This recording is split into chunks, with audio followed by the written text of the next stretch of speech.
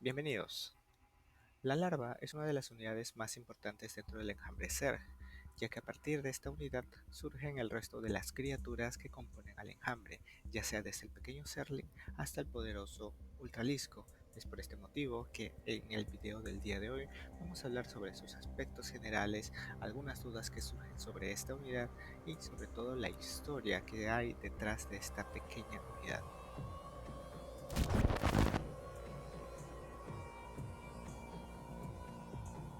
Durante los eventos de StarCraft 1, la larva cuenta con 25 puntos de salud, 10 de caparazón, es decir, 10 de armadura, es producida en el criadero de manera espontánea, es decir, cada cierto tiempo, y esto se puede dar, por así decirlo, de manera infinita.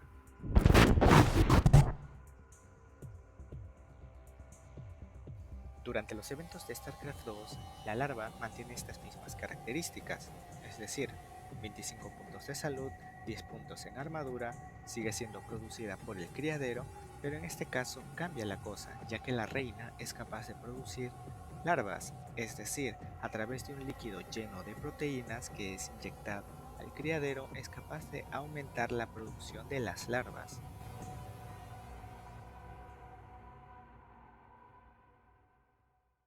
Cada segmento del cuerpo de la larva contiene todos los órganos necesarios para garantizar su supervivencia en las situaciones más extremas. Este rasgo, combinado con la coagulación casi instantánea de la herida, permite que las larvas funcionen y se transformen normalmente, incluso si se las corta por la mitad. La necesidad de sobrevivir ha jugado un papel clave en la evolución del caparazón de la larva. Sus placas se han convertido en un material increíblemente denso que no se raya fácilmente y mucho menos se perfora, ni siquiera con armas no convencionales. Sospechamos que este caparazón altamente resistente sirvió como base o modelo para las mejoras del caparazón del Ultralisco. Y no solamente eso, sino que esta característica es compartida por el capullo Zerg, garantizando aún más la supervivencia de la criatura que se encuentre dentro de este capullo. Las larvas de las colonias jóvenes solo tienen acceso a una fracción de las cepas de ADN a comparación del resto de las colmenas que ya están completamente desarrolladas. A medida que avance el ciclo de este grupo de colmenas, las larvas vivas absorberán nuevos datos genéticos, mientras que las que son recién engendradas ya van a tener estos bloques adicionales del genoma codificados en su ADN. La capa interna de la larva está poblada de células receptoras. Una vez que un superamo emite la orden de transformación, los órganos de la larva son expulsados, formando un capullo duro parecido a un huevo, y sus tejidos se reconfiguran instantáneamente en la cepa deseada a través de un breve periodo de pupa. Ahora pasemos a esta sección llamada Preguntas en el sector Coprul.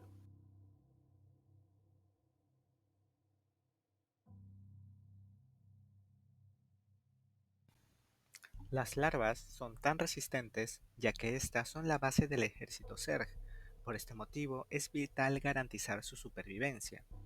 Además, como mencionamos anteriormente en aspectos generales, las larvas cuentan con un caparazón inquebrantable, garantizando aún más su supervivencia. De hecho, en la historia corta, En la sangre, se nos dice: estos seres que ves acá son unos bichos bastante duros. Larvas los llaman. En la guerra era difícil hacerles daño, incluso con los rifles Gauss de los soldados confederados. Tu P-220 no habría servido de nada. Pero claro, eso no quiere decir que las larvas no puedan morir, de hecho sí pueden. Son susceptibles, sobre todo, a ataques como las granadas de fragmentación de los buitres o los lanzallamas de los Hellions en StarCraft 2, o sobre todo también a armas de gran calibre como las armas del tanque de asedio.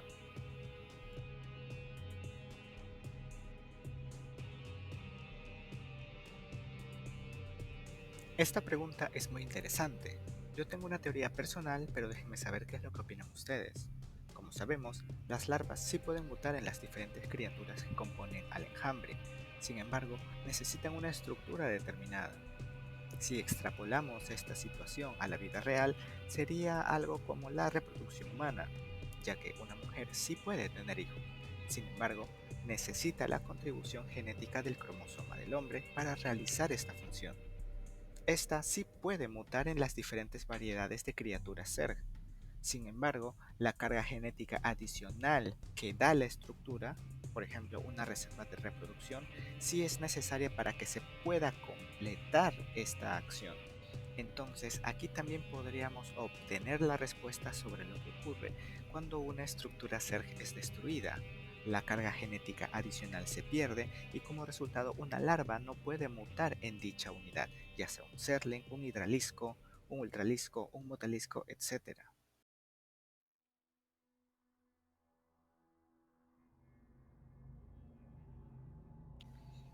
La respuesta corta a esto sería la siguiente. Al construir una nueva estructura, esta va a segregar en la biomateria la carga genética necesaria para que la larva pueda mutar en una nueva unidad.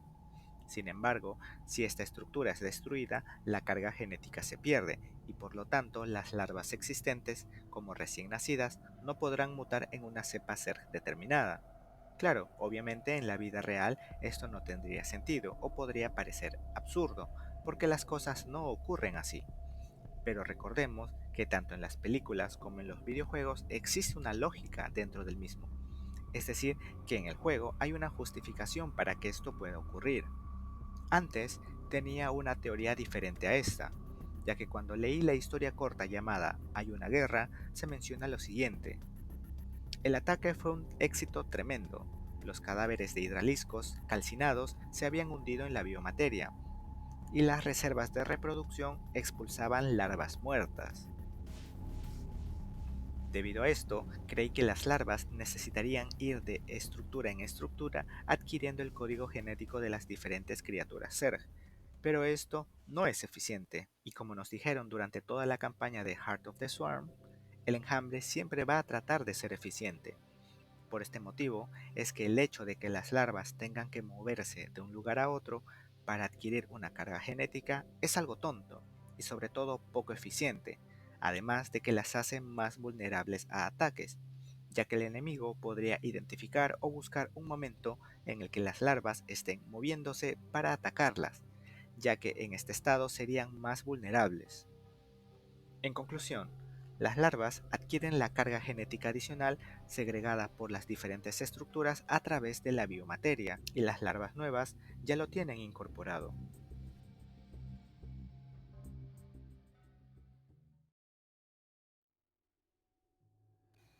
Para responder esta pregunta, primero debemos de saber el tamaño de las unidades Zerg. Las voy a clasificar en unidades pequeñas, como los Zerglings, medianas, como los Hidraliscos, y grandes, como los Ultraliscos. Durante mucho tiempo en la comunidad hubo una duda, ya que todas las unidades Zerg salían de un mismo capullo que tenía el mismo tamaño. Pero con la llegada de StarCraft 2, esta duda empezó a aclararse, ya que cuando Kerrigan va a atacar a los líderes de manada, podemos observar que existen capullos de diferentes tamaños. Claro, esto dependiendo de la unidad. Por este motivo, podemos extrapolar esta situación al enjambre, es decir, que cuando un grupo de soldados esté atacando una colmena, podrían identificar qué unidad estaría por emerger del capullo sin llevarse la sorpresa de que este último sea un ultralisco.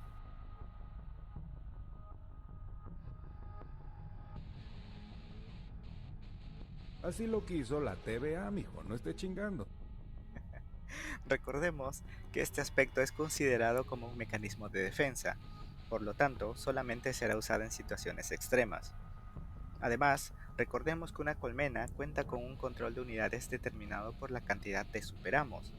Si una larva fuera cortada por la mitad y mutara en cualquier criatura Zerg, esto haría que exista una sobrepoblación de unidades, o como nosotros lo conocemos, supply block, teniendo como consecuencia que una reina no pueda controlar eficientemente a su colmena. Aquí me refiero a lo siguiente: cuando Zagara se enfrenta a Kerrigan en el acto final, ella se sorprende porque Kerrigan es capaz de controlar a una cantidad enorme de Zerg, mientras que Zagara en su momento no podía. Bueno muchachos, aquí termina el video. Hasta luego.